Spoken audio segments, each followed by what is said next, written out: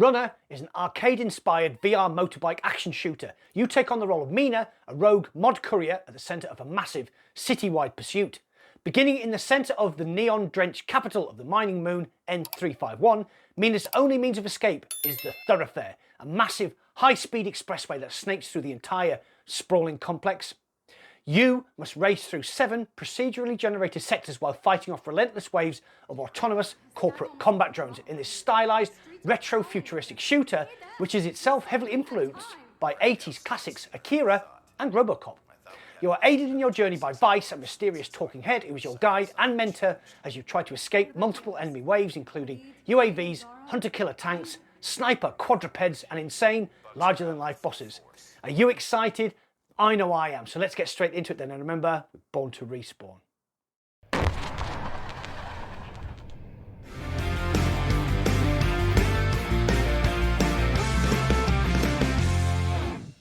Before we start, I have opened up channel memberships, so if you enjoyed this video, you can now join me and help support the madness. Plus, what do you think of the new set? Pretty sweet, eh? About time I had an upgrade. Runner is the awesome new anime-inspired vehicular combat game from developers Truant Pixel, and if you are a child of the 80s, like me, prepare to have your nostalgia gland tickled by a little rubbery finger. I'm going to talk about what Runner is and where its influence comes from, then I'm going to talk about what I like about the game and also what I don't like about the game before drawing my conclusion.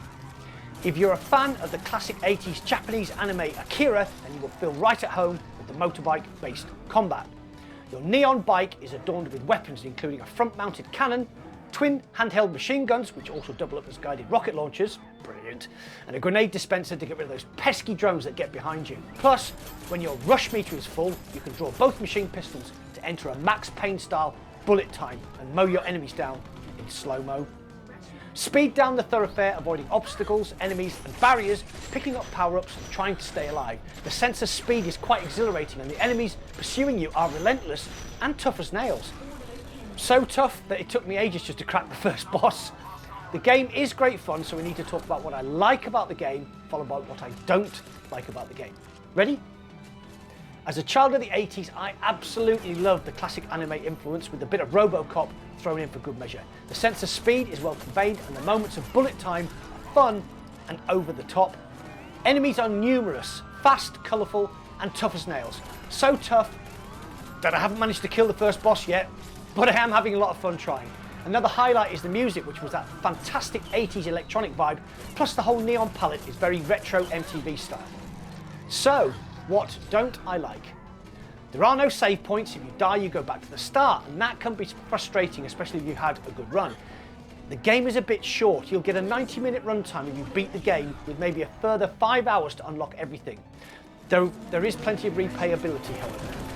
Apart from that, I had an absolute blast with Runner. I thoroughly enjoyed the retro 80s vibe. The shooting was solid, and the bosses were hard, but fun to fight against. Runner costs $14.99 and is available now on Quest 2 and Oculus PC with the Steam VR version to follow soon. What do you think? Does this game look like fun to you? Do you appreciate the retro vibes as a child of the 80s? You know the drill. Get involved and comment down below. Well, that's it for today. Thanks for watching. I'll see you on the other side.